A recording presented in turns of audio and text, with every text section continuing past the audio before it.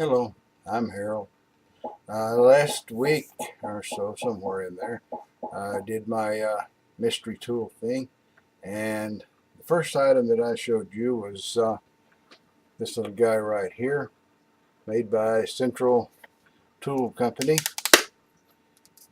This little fella here, and you can see very clearly on the front, he's from Central Tool Company. And what you do with this little device, and somebody guessed it right off there. Um, I have to check and put his name in there in the caption. After all, I'm an old guy and I don't remember what I had for breakfast mostly. You've got this piece here, and it screws in to the spark plug hole of a motorcycle engine, normally a two-cycle, and you put this down inside of the fitting, down in the spark plug hole, and then you roll the engine over until you determine where top dead center is at. And there's a YouTube video that demonstrates this. The guy does just a little different than I did. He finds top dead center, and then he backs the engine off until it's the number of thousandths before top dead center where you want to have the contact points open, and then he moves a zero around there, and that's the zero that he's looking for. And that's okay. Me, I always just knew how many thousandths I wanted, and when I found zero, I left the zero on it.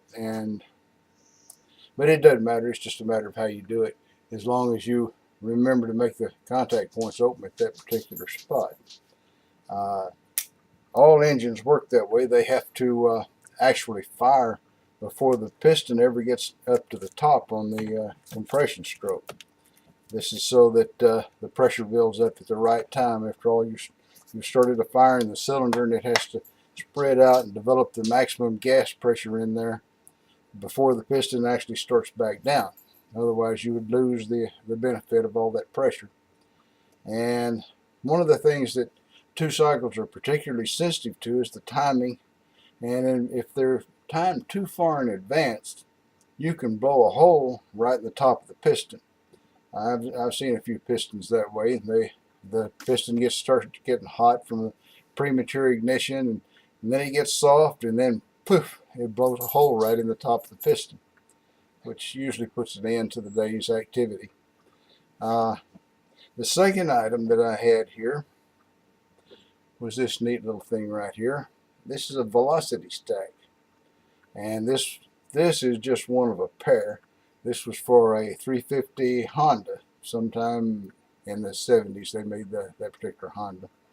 Now, it's not a factory item. This is an aftermarket item. And the reason that they made this thing, the idea behind this, is that it would use the pulsations on the intake tract by setting a correct angle to cause them to pack more air into the cylinder than it would otherwise. Now, you know, when the engine's running, it's not just like that sucking the air in. It pulsates every time the piston goes down to pull in more air. It goes. I know you enjoyed that. I'll do it again. It goes. But anyway, this gives you a bunch of pulsations. You know, whack, whack, whack, whack. The air coming in. And if you get the angle right on your inlet stack, that it's supposed to pack in a certain percentage more air than you could get otherwise, sort of like a for-free turbocharging or something. This is a known phenomenon. I guess these days most of the cars have got the intake tract tuned already for that. That's what I understand. And I'm sure all motorcycles have already got it tuned for the right angle as well.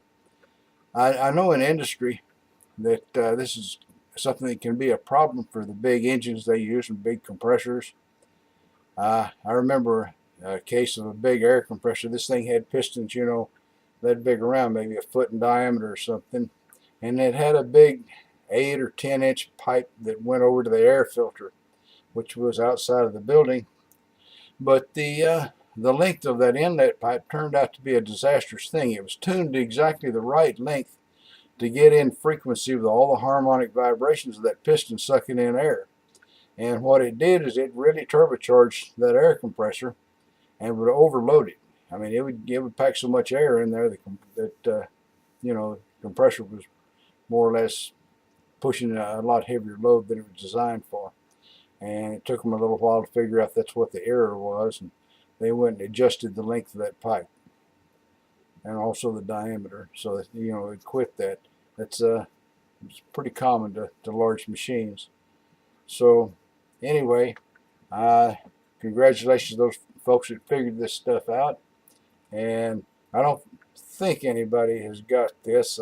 I'll re-edit this just before the week is up, and if anybody did give me a guess on this, well, I'll put them in there and give them credit for it, and I'm gonna, of course, post a little tag inside the video there to give credit to the first guy that came up with the right answer on this ignition timing device. This company is still in business. I looked them up the other day, and they make even fancier sets than this for engine timing. And I'm also going to give you a link to this other guy on YouTube that shows you how to do engine timing with this dial indicator. He refers to using it on antique engines. I guess 70s and 80s, maybe that is antique engines now. Here I am, I'm an antique redneck, so I guess that's reasonable. I'm thinking on starting a different thing, a different video, and I've got a name that fits in pretty good with Tom Lipton's Meatloaf, and I'm going to work on that, and maybe next week I'll spring that on you. Thanks for watching, and subscribe if you haven't. After all, rednecks need love too. Thank you for listening. Bye.